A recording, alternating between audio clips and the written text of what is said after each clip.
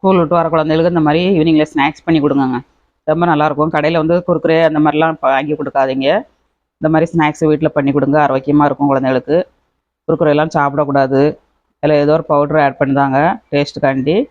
அதெல்லாம் சாப்பிட்டா பின்னாடி வயிறு வலி வருங்க. அதனால் குழந்தைகளுக்கு இந்த மாதிரி ஈவினிங்கில் ஸ்நாக்ஸ் பண்ணி கொடுங்க. எவ்வளோ கிறிஸ்பியாக இருக்குது பாருங்கள், மொறுமொறுன்னு. வாங்க இது எப்படி பண்ணுறதுன்னு பார்க்கலாம். ஹாய் ஃப்ரெண்ட்ஸ், எல்லோரும் எப்படி இருக்கீங்க? நல்லா இருக்கீங்களா? இன்றைக்கி சூப்பராக ஈவினிங்கில் ஸ்நாக்ஸ் பண்ண போகிறாங்க. மைதா மாவு வச்சு ஈஸியாகிட்டு 10 நிமிஷத்தில் பண்ணிடலாங்க. ரொம்ப ஈஸி பண்ணுறது. இந்த மாதிரி நீங்களும் வீட்டில் ட்ரை பண்ணுங்கள். ட்ரை பண்ணிட்டு எப்படி வந்துச்சுங்க அதை கமெண்ட்ஸ் பண்ணுங்கள், லைக் பண்ணுங்கள், சப்போர்ட் பண்ணுங்கள். வாங்க வீடியோக்குள்ளே எப்படி பண்ணுறதுன்னு பார்க்கலாம். ஹாய் ஃப்ரெண்ட்ஸ், எல்லோரும் எப்படி இருக்கீங்க? நல்லா இருக்கீங்களா? இன்றைக்கி சூப்பராக ஈவினிங்கில் ஸ்நாக்ஸ் பண்ண போகிறாங்க. 1 டம்ளர் மைதா மாவு இருந்தால் போதும். கிறிஸ்பியாகிட்டு ஈவினிங்கில் ஸ்நாக்ஸ் பண்ணிடலாங்க. ஸ்கூல் போய்ட்டு வர குழந்தைகளுக்கு இந்த மாதிரி ஸ்நாக்ஸ் பண்ணி கொடுங்க. ரொம்ப டேஸ்டியாக இருக்கும்.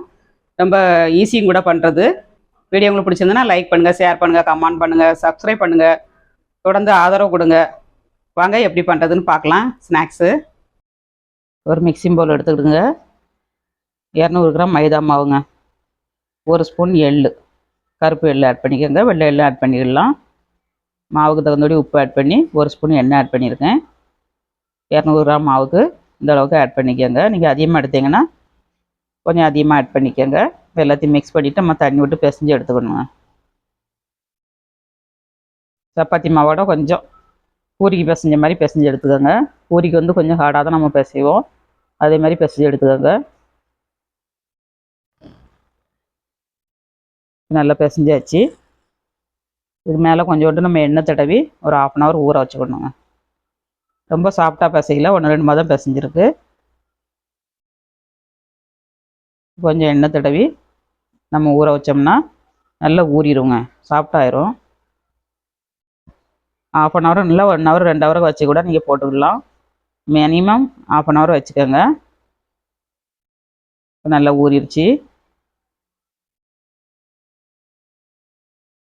நம்ம நல்லா 2 உருண்டையாக உருட்டி எடுத்துக்கலாம். இதை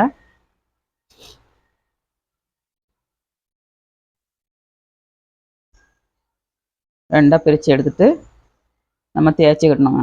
இதுக்கு அளவெல்லாம் கிடையாது. நம்ம எந்த சைஸில் எடுக்கணுமோ அந்த சைஸில் தேய்ச்சிக்கணுங்க. கொஞ்சம் பெருசாக எடுத்திங்கன்னா பெருசாக தேய்க்கலாம். சின்னதாக எடுத்திங்கன்னா கொஞ்சம் கொஞ்சமாக நம்ம தேய்ச்சி எடுத்துக்கலாம். நம்ம தேய்க்கிறத பொறுத்து தான் கட் பண்ணி எடுக்க முடியும். இந்த மாதிரி ரவுண்டாக தேய்ச்சிக்கோங்க. கொஞ்சோண்டு மாவு மேலே தூத்திட்டு தேய்ச்சிக்கோங்க. ஒட்டுற மாதிரி இருந்ததுன்னா. ஒட்டலைன்னா நீங்கள் அப்படியே தேய்ங்க. நான் லைட்டாக மாவு தூவிட்டு தேய்ச்சிக்கிட போகிறேன்.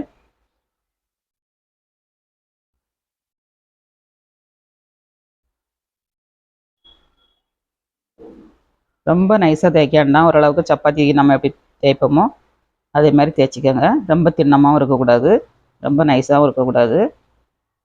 தேய்ச்சாச்சு. நீட்ட சைஸில் இந்த மாதிரி கட் பண்ணிக்கோங்க. ஃபஸ்ட்டு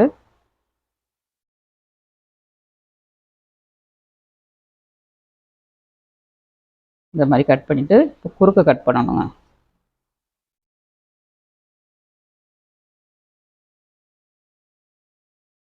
குறுக்க கட் பண்ணியாச்சு. இப்போ நீட்ட சைஸில் கட் பண்ணிடலாம்.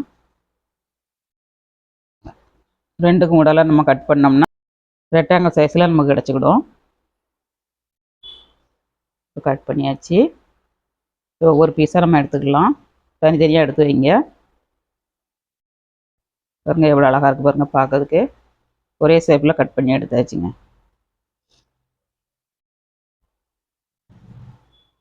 ஒரு பிளேட்டில் எடுத்து வச்சுக்கலாம் எல்லாத்தையும்.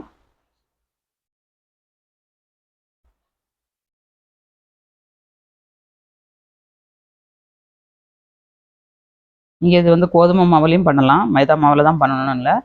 கோதுமை மாவுலையும் போடலாம். இது கூட இனிப்பு போட்டும் பண்ணலாம். நீங்கள் நாட்டு சக்கரை அல்லது வெள்ளை சுகர் போட்டு பண்ணாலும் பண்ணிடலாம். இனிப்புக்காண்டி நான் வெறும் உப்பு போட்டு தான் பண்ணியிருக்கேன் இன்றைக்கி. இனிப்பு போட்டு வேணும்னா கமெண்ட்ஸ் பண்ணுங்கள், அப்லோட் பண்ணுறேன். எல்லாத்தையும் கட் பண்ணி எடுத்தாச்சு. இப்போ எண்ணெயில் போட்டு எடுத்துக்கலாம். எண்ணெய் வந்து நல்லா காயதரலையும் ஃபுல் ஃப்ளேமில் வச்சுட்டு அப்புறம் நம்ம லோ ஃப்ளேமில் வைக்கணுங்க. லோ ஃப்ளேமில் வச்சிங்கன்னா தான் நின்று வேகும். உங்களுக்கு உடனே கலர் சேஞ்ச் ஆகாது. எப்படி உப்பி வந்துட்டு பாருங்கள். இந்த மாதிரி உப்பி வரணுங்க. உப்பி வந்துனா தான் நல்லா கிறிஸ்பியாக இருக்கும். நல்லா சேவக்க ஆரம்பிச்சிருச்சு. கொஞ்சம் நல்லா கிண்டி கொடுத்துக்கோங்க. கிண்டி கொடுத்துட்டே இருந்ததுன்னா கலர் வந்து உங்களுக்கு எல்லா இடமும் ஒன்று போல் கிடைக்கும். ஒரே பக்கமாக போட்டிருந்தீங்கன்னா கலர் ஒரு பக்கம் வெள்ளையாகவும் ஒரு பக்கம் ப்ரௌனாகவும் இருக்குங்க. நல்ல கலர் ஒன்று போல் கிடச்சிருச்சு. நல்லா வெந்துருச்சு. நம்ம எடுத்துக்கலாம்.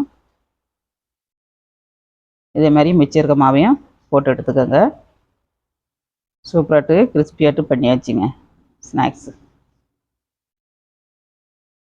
இதை ஒரு பிளேட்டில் சேவ் பண்ணிடலாம்.